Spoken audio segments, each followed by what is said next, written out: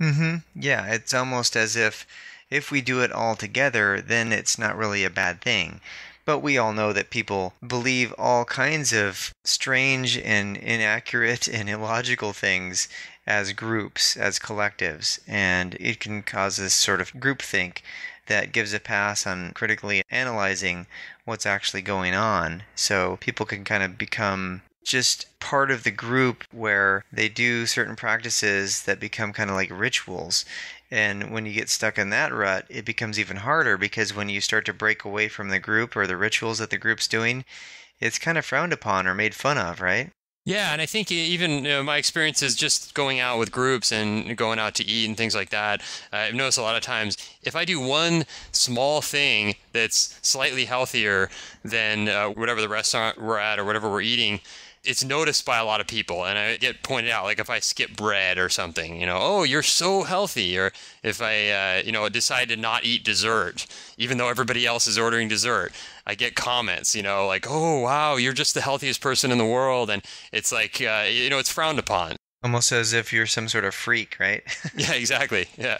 So it takes a lot of, what do you call it, mental fortitude or, Independence, yeah, strong will to kind of get through that. But focusing on what's really important and encouraging other people to do likewise because gosh, when people just go along to get along and they indulge in all these junk foods, it really isn't a healthy dynamic because practically everyone knows that this really isn't the best way to be doing things, and yet they all do it. And again, you get that groupthink and the collectivistic component that gets people thinking that, well, since everyone's doing it, then it must be okay, right? yeah, right. And I've talked about this in the past with some of the meetup groups and some of the activities that I've done where it gets to be with the drinking, it's like people just go out and all get drunk together so that there's a story that they can talk about the next day.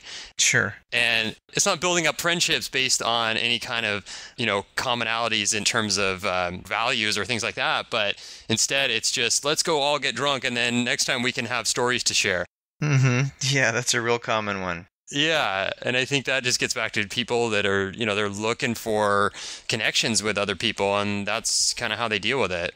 Not that those stories aren't totally hilarious, Kevin. There's some real knee slappers out there and lots of good practical jokes to play in the college drinking crowd. Oh, I don't have any to share on the podcast. No incriminating evidence to be found, huh? Oh, no, never.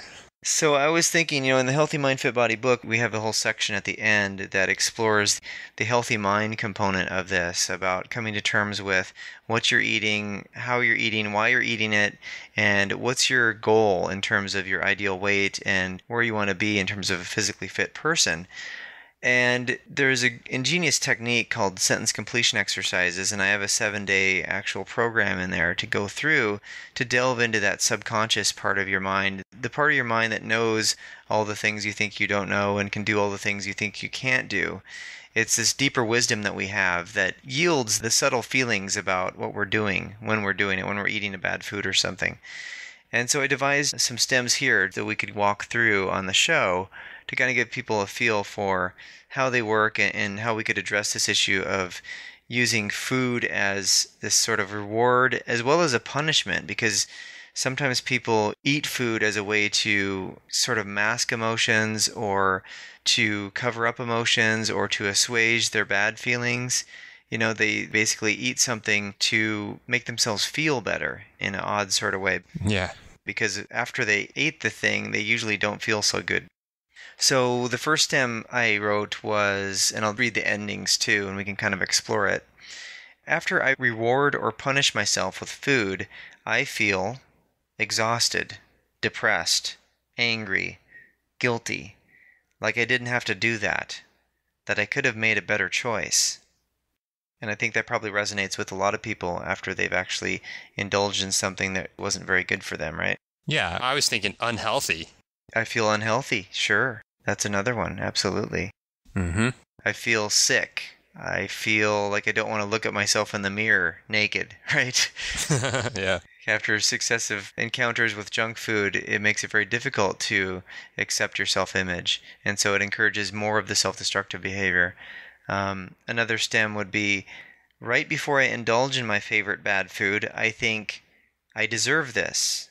I only eat this once in a while. I'll really enjoy it. It'll lift my spirits.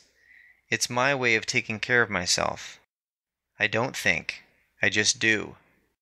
So, do you think that resonates with the process that happens, what people are thinking before they go about eating something that's not so good for them? Yeah, I mean, I think it goes back to like what you were talking about earlier with the groupthink. It's like, oh, everybody else is doing it, and let's just join in the fun. And we deserve it because we burned a lot of calories. Oh, yeah, of course. Yeah, I got to have a reward.